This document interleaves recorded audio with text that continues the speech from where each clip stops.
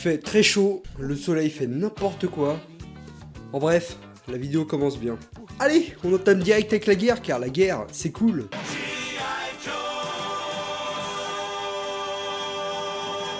Le 7 avril 1961, les États-Unis ratent, oui on peut le dire comme ça, l'invasion de la baie des Cochons située à Cuba. Mais comme la guerre c'est génial, les États-Unis rentrent vraiment en guerre contre le Vietnam. Et pourquoi je dis vraiment ? Un petit cours d'histoire improvisé s'impose. Je sais que c'est pas très rock, mais en réalité la guerre du Vietnam a eu un sacré impact sur le rock. C'est dans le cadre de la guerre froide, après la guerre d'Indochine contre la France, que le pays a obtenu son indépendance en 1954. Il sera alors divisé en deux comme la Corée. Le Nord, qui est alors communiste, sera soutenu par les Russes, et le Sud, qui sera capitaliste libéral, sera soutenu alors par les Américains. Et donc, au début des années 60, les Vietnamiens du Nord ont envahi le Sud, c'est donc pour riposter que les Américains ont envoyé leurs GIs. Poursuivons. Le Cap Mai, c'est l'arrivée des Freedom Riders. Une organisation créée uniquement pour protester contre la discrimination raciale qui a lieu dans les transports inter-États. En gros, cette organisation a frété plein de bus dans lesquels Afro-Américains comme Blancs se regroupaient pour partir en direction du sud des États-Unis. Sweet Home Alabama, certes, mais pas dans les années 60. Le 25 mai, M. Kennedy lance le programme lunaire américain avec le fameux discours. Notre nation doit s'engager à faire atterrir l'homme sur la Lune et le ramener sur Terre sain et sauf avant la fin de la décennie. Le 30 septembre, James H. Meredith, étudiant afro-américain, s'inscrit à l'université d'État du Mississippi. Mais bon, vous avez l'habitude. Par la suite, plusieurs manifestants s'opposent à la déségrégation et le ministre de la Justice, Robert Kennedy, frère du président, enverra plusieurs agents fédéraux pour contrer les manifestants. Enfin, plusieurs, pas une dizaine, un petit 23 000. Mais bon, c'est rien que 2 morts et d'innombrables blessés pour seulement une centaine de blessés chez les policiers. C'est vraiment rien. Pour ce qui est des naissances, on a le droit à Eddie Murphy, George Clooney, Barack Obama, The Edge, guitariste du groupe U2, et Mylène Farmer et Florent Pagny pour la France. Tiens d'ailleurs, Quadzio en France, en janvier, sorti du premier disque des Chaussettes Noires, qui est considéré comme le premier groupe de rock en France. Niveau prénom, ils se sont pas foulés. Le 24 février, premier festival rock international à Paris. Bon, pour ce qui est du reste de l'année, on a que des broutilles. Du genre, les Beatles qui enregistrent leur premier disque à Hambourg. Voilà, rien de fou. Et pour clore cette belle année 1961, Edith Piaf sort « Non, je ne regrette rien ». Non, rien de rien. Non, je ne regrette rien. Ni le bien qu'on m'a fait, ni le mal. Tout ça m'est bien égal. Non, rien de rien. Non, je ne regrette rien. Car ma vie, car mes joies, aujourd'hui, ça commence avec toi.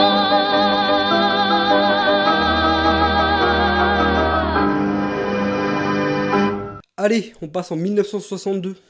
Le 19 mai, Marilyn Monroe chantera le fameux « Happy Birthday to You, Mr. President », chanson pour le président Kennedy, président dont elle est follement amoureuse. Le 19 mars, enregistrement du premier album de Bob Dylan pour Columbia Records. Plutôt sympa. En octobre, sortie du premier 45 tours des Beatles comportant le titre PS I Love You.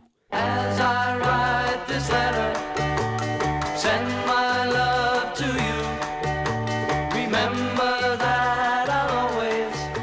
C'est durant cette année qu'un immense groupe se forme, je veux bien entendu parler des Rolling Stones. Qui sont anglais. J'ai toujours cru qu'ils étaient américains, ne faites pas comme moi. Pour ce qui est des naissances, on a le droit à Axl Rose, chanteur du groupe Guns N' Roses, mais aussi les acteurs Tom Cruise et Steve Carell. Allez, on passe en 1963, qui n'est pas une si bonne année. Le 21 mars, fermeture du pénitencier d'Alcatraz, pénitencier situé dans la baie de San Francisco, qui a enfermé les plus grands malfrats des États-Unis comme Al Capone.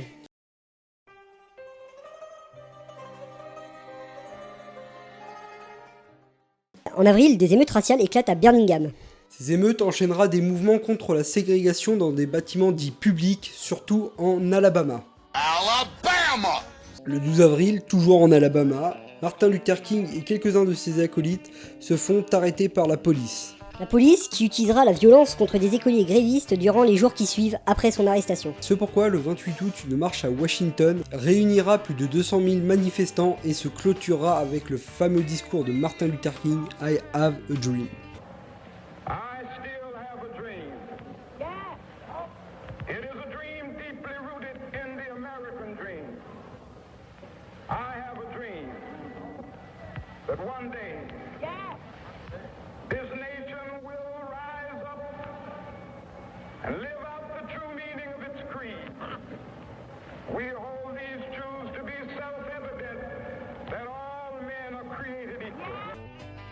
Mais ça ne s'arrête pas là, le 15 septembre, toujours à Birmingham, des attentats tuera 4 fillettes dans une église noire. Attentat qui fera le début du film Selma.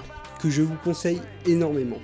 Mais le plus dur arrive le 22 novembre, puisque le président John Fitzgerald Kennedy sera assassiné à Dallas.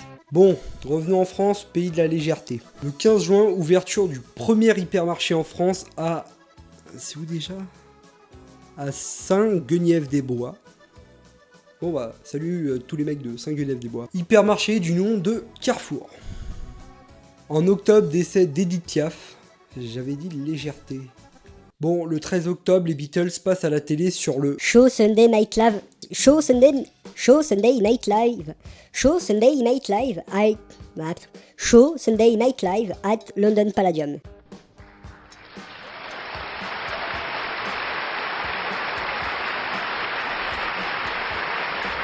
Apparition qui déclenchera les premières émeutes de cette frénésie appelée la Beatlemania. Niveau naissance, on a le droit à Johnny Depp, Franck Dubosc, ouais, je mets qui je veux, et Whitney Houston. Là, c'est pas moi qui ai choisi. Allez, on termine rapidement avec l'année 1964, et pourquoi je dis rapidement? Parce que la suite est bien corsée. Le 19 décembre, transfert des cendres de Jean Moulin, héros national au Panthéon. André Malraux déclara son célèbre discours que je vous mets dans la description. Le 14 octobre, Martin Luther King reçoit le prix Nobel de la paix pour ses actions de lutte. Le 9 février, les Beatles se produisent dans l'émission The Ed Sullivan Show. Émission qui réunira 73 millions de téléspectateurs, ce qui à l'époque était énorme. Bon, le début des années 60 était aussi le début des hippies. Un mouvement visant à ne plus suivre la conformité de l'American Way of Life et de vivre au jour le jour. Et pour finir cette année en beauté, Kiss Moon rejoindra The Detour et finira par les Who. Au bal Doom, Doom, où tu dansais. Non, rien n'aura raison de moi. J'irai te chercher ma Lolita chez les yeah, sous les tam de yeah. Je ferai du ram, dam, je me connais. Oui, à sing, je finirai. J'ai un coupe à cran d'arrêt. Non, rien n'aura raison de moi. J'irai te chercher ma Lolita chez